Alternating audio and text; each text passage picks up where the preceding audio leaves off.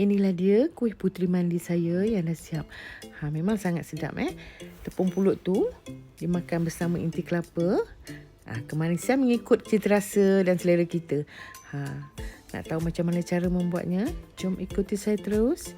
Jangan ke mana-mana.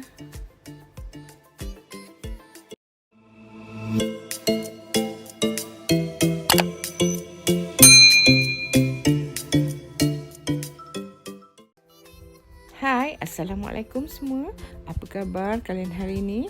Diharap semuanya sihat-sihat dan sentiasa di bawah lindungan Allah Subhanahu Wa Taala.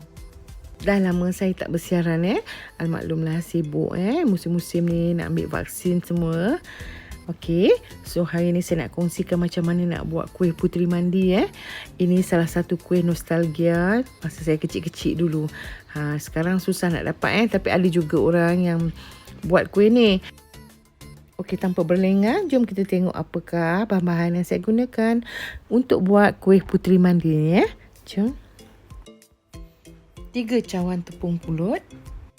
Tak kisah jenama apa pun Kemudian saya gunakan 2 sudu besar tepung gandum, 1 sudu teh air kapur dan juga lebih kurang dalam 2,5 cawan air. Jadi jangan masukkan air tu semua, kita masukkan sedikit demi sedikit sebab kadang-kadang kita guna kurang dan kadang-kadang pun lebih daripada 2,5 cawan Dan untuk intinya saya gunakan 3 cawan kelapa parut, 1 helai daun pandan, sedikit garam, 3 suku cawan gula. Hari ni saya gunakan gula merah cap bintang, setengah cawan gula pasir dan juga 1 cawan air untuk buat kita punya inti kelapa ni.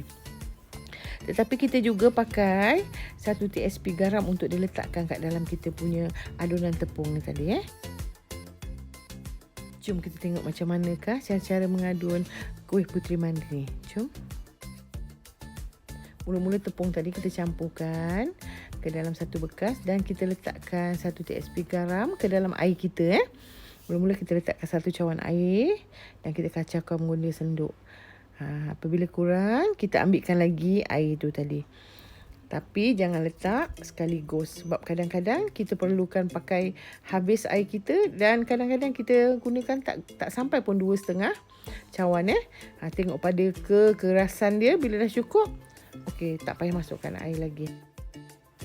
Saya masukkan air kapur lebih kurang dalam 1 sudu kecil ke dalam air tadi Saya gaulkan bersama air dalam cawan yang pertama. Kemudian saya tuangkan sekali kat dalam kita punya adunan. Jangan lupa pula letak air kapur tu tadi Kemudian kita kacaukan sehingga kita boleh bentukkan dia menjadi dough dan bila agak-agak dia punya adunan ni tak melekit dan kita punya mangkuk kita bersih tak perlu terlalu lembik dan jangan terlalu keras.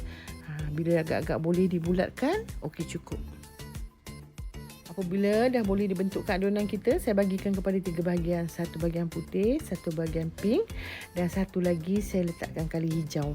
Dan saya letakkan sedikit pandan paste Kalau nak gunakan air pandan pun boleh, tapi sebab saya nak buat banyak color, saya just gunakan pewarna saja Pewarna biar dia light-light je warna dia cantik. Color dia biar soft. Kita bulatkan, kemudian kita lekukkan di bahagian tengah. Masa saya mula menggentil tu, saya dah rebuskan air dalam setengah periuk dan apabila air dah menggelegak, saya letakkan lebih kurang dalam 2 sudu besar minyak makan Apabila air kita dah mula menggelegak, kita masukkan bahan yang kita gentil tadi. Kita masukkan ke dalam air tu. Bila dia dah timbul macam ni, kita angkatkan dia. Maknanya kita punya adunan tadi dah masak.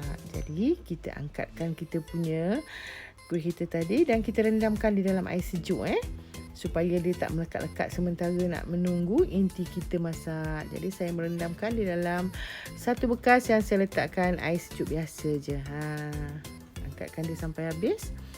Kemudian kita sejukkan dan kita nak buat intinya pula Kita sejukkan dia di dalam air rendaman ni tadi. Apabila inti dah siap, baru kita gaulkan.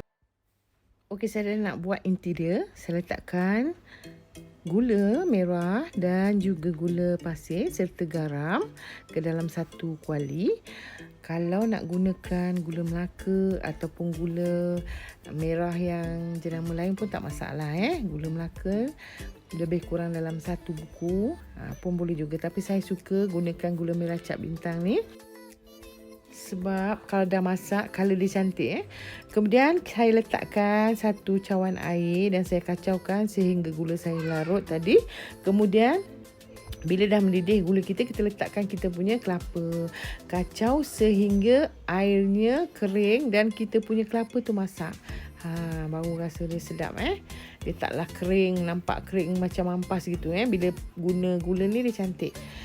Kemudian bila dah rata, kita masukkan kita punya tepung kita yang telah kita sejukkan tadi, yang telah kita rendam. Kita toskan. Kemudian kita kacaukan bersama kita punya inti ni tadi. Gaul sebati dan merata kacau dia.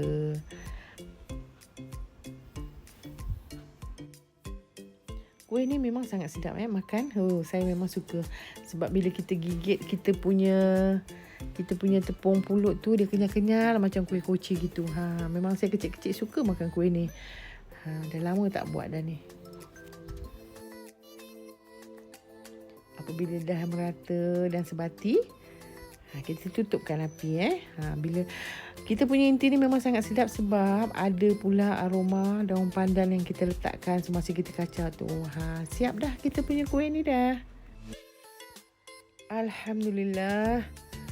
Kuih puteri mandi saya pun dah siap. Tengok tu. Kalau kita nak buat kali hijau aja, kita boleh gunakan air perahan pandan. Macam ni saya just letakkan untuk pewarna hijau. Saya letakkan pandan paste beberapa titik. Color cantik dan rasanya pun sangat sedap. Bagi perempuan yang sukakan video ni, bolehlah subscribe, like, share dan komen ya. Dan jangan lupa tekan tombol lonceng supaya tidak ketinggalan dengan resipi-resipi menarik yang saya akan kongsikan di minggu-minggu akan datang.